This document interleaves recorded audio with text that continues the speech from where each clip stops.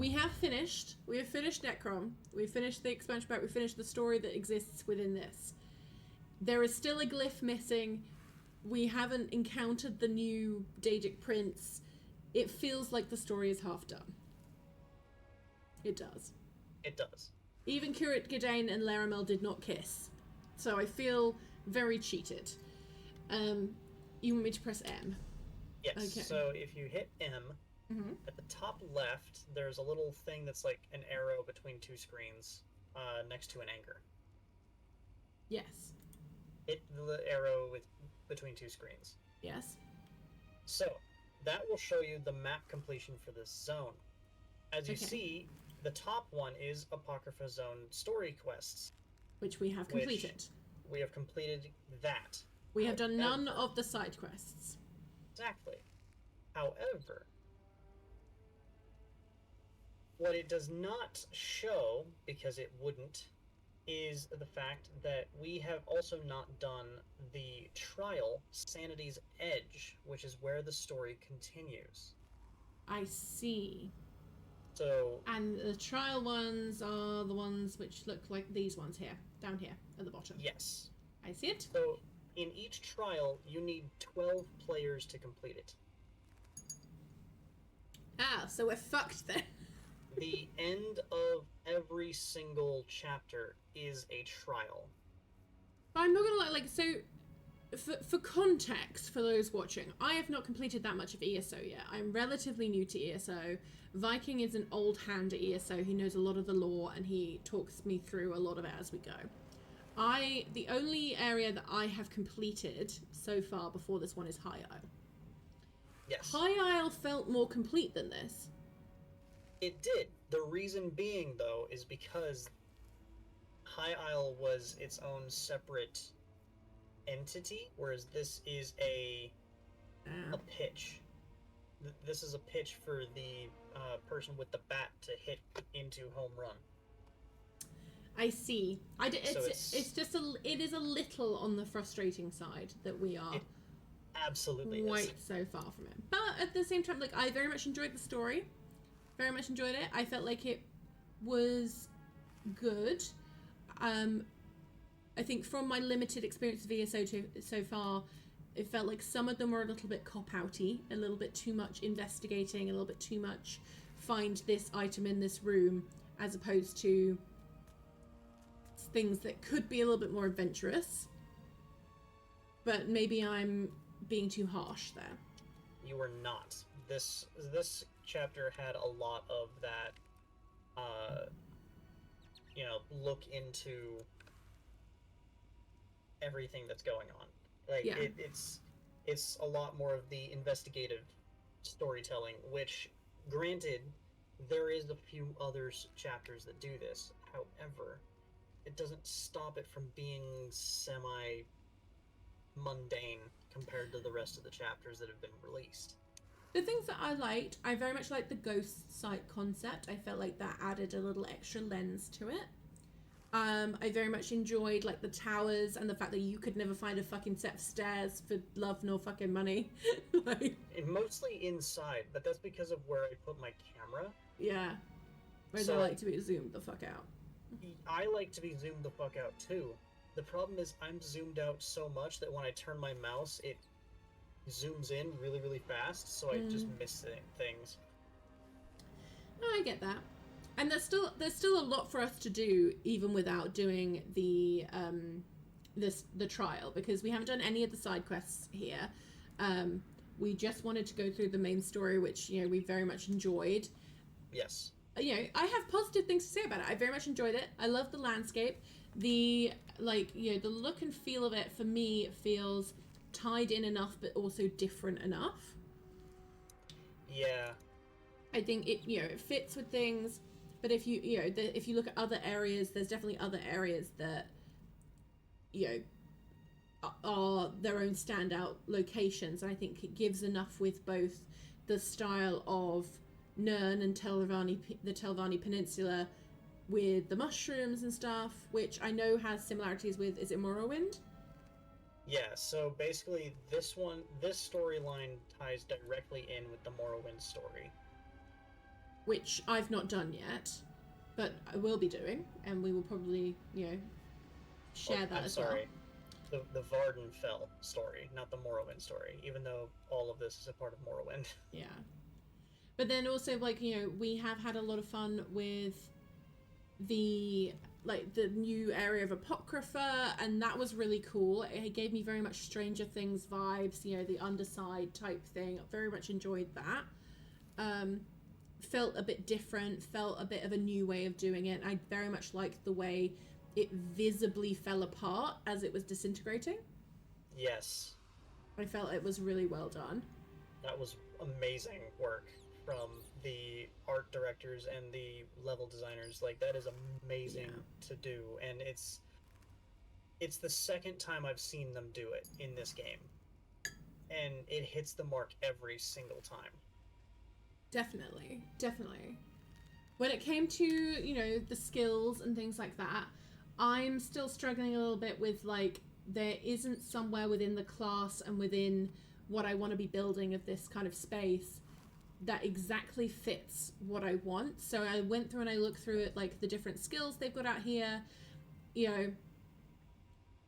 I was hitting the stamina side of things as a damage roll. It may have been better for me to go down the magicka side of things, but I'm quite enjoying doing the stamina because I normally do things which hit magicka.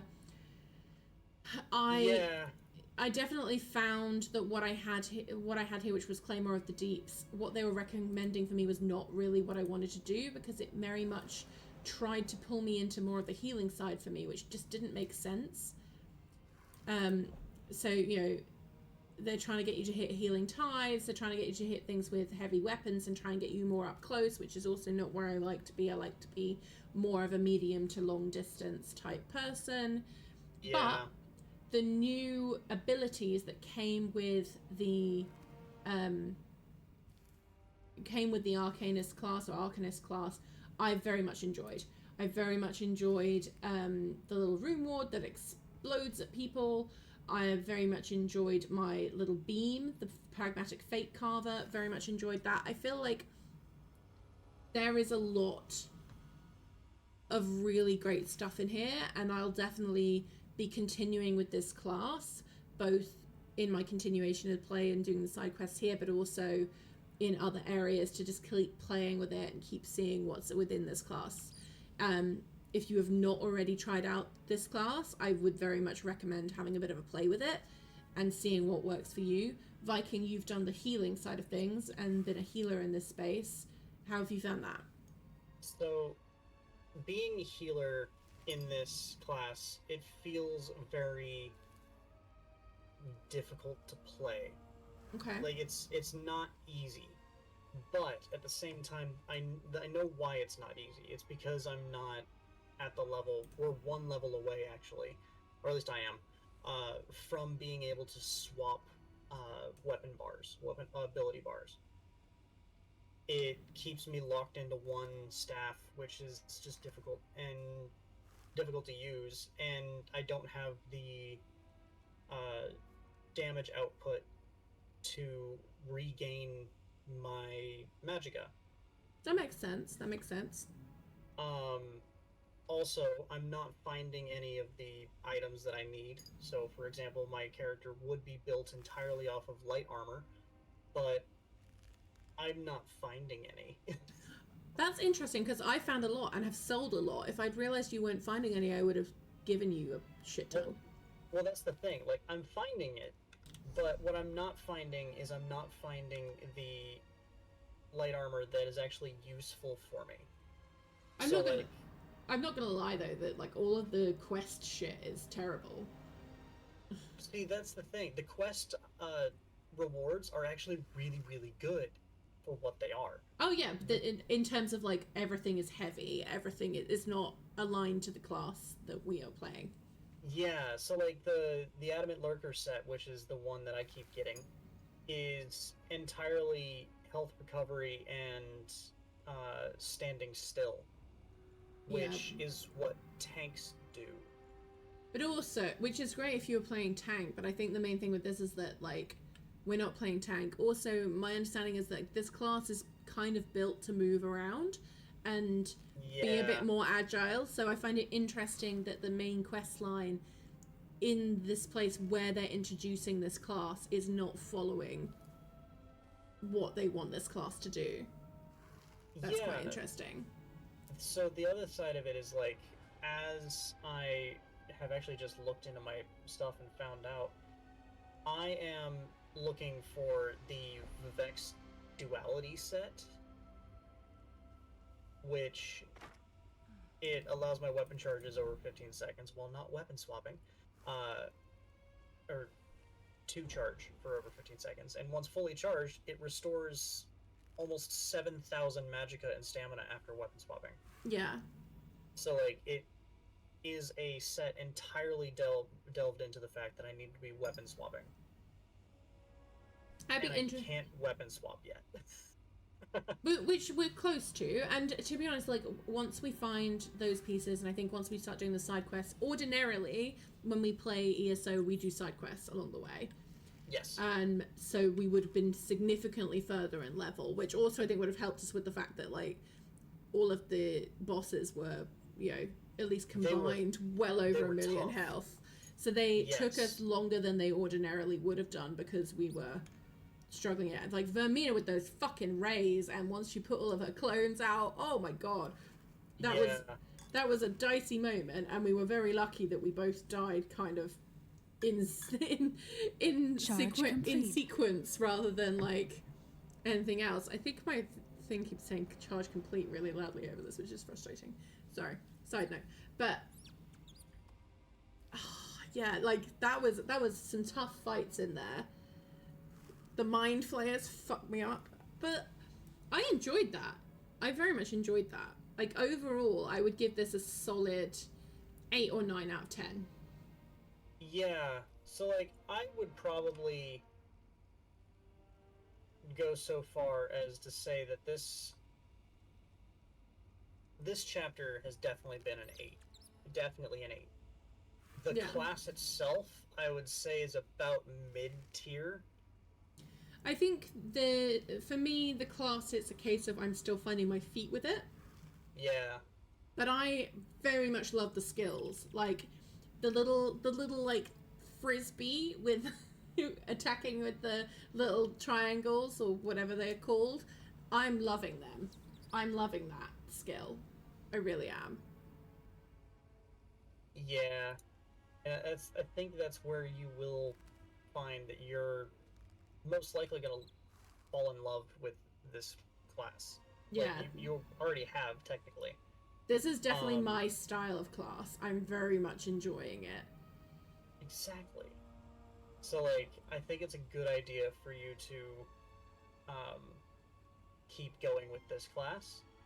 Oh, 100%. And I think this is an interesting thing for, you know, for those who have seen or will see, depending on what order we put it on YouTube, my baby rant about Baldur's Gate. This is much more my style of play, and that's why I feel so much happier playing it, so much more, even though there's still, you know, some grinding to it, and some longer periods of travel and moments where it takes a while to get things done. The pace still feels on top of things, and I just enjoy the gameplay style better. Like, it fits the way that I like to play games more. Absolutely. Like, as somebody that's been a tank in this game for so long, I will admit it is slightly infuriating. Just watching you kite these enemies, mainly the bosses, because they have so much health, and you're backing up almost off of the platform and stuff like that. I'm like, no, stay where you are. I can't heal you. Like, especially, I've swapped entirely off of area of effect heals to single target heals. Specifically for that. But, sorry. I don't. It's because I'm used to doing range, so I don't like to be hit. So for me, like, the instinct is to move away. Yeah. So basically, where my thought process is, okay, I'm a tank by trade. I'm gonna sit here and just face this massive fucking demon and just not care, which for this class is a bad idea. Yeah, but it was nice. But it was also nice for you to move away from being tank and move to healer, because that's something you've wanted to test out for a little while, and this was a good opportunity for you to do that. Absolutely. Like, I am enjoying healing. I really am. I think I would benefit a little bit more if we actually had a tank with us, which, that's possibly true. Shout out to Ukaji and Keys, who said they would tank for me. Come play with us. But yeah, now that Necrom is done, I have donned my headdress. I see you. Also, you stand so sassy. I do. You know what that is? Isn't it one of the emoji things or something? It is one of the personalities that you can get. I see. The one that I am using is the Brassy Assassin. You're just so sassy. You're just like, hi. Oh yeah, hello there. Mm-hmm. Mm-hmm. But yeah.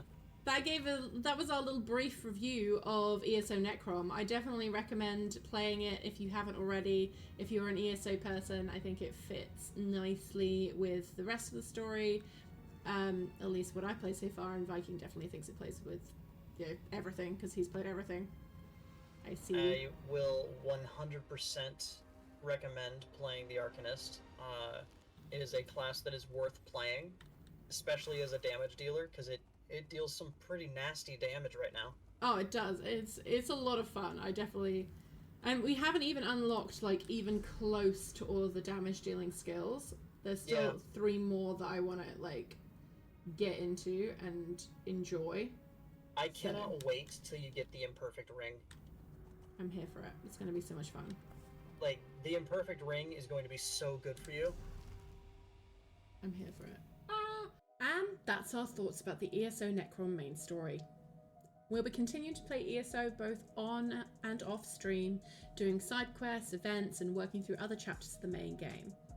If you want to see us doing that live, you know where to go, and if there's specific chapters you'd like to see played, let us know in the comments below.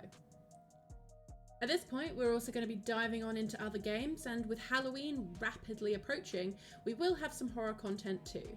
So if you like seeing me jump, make sure you're subscribed and hit the notification bell so you can see that the moment it drops.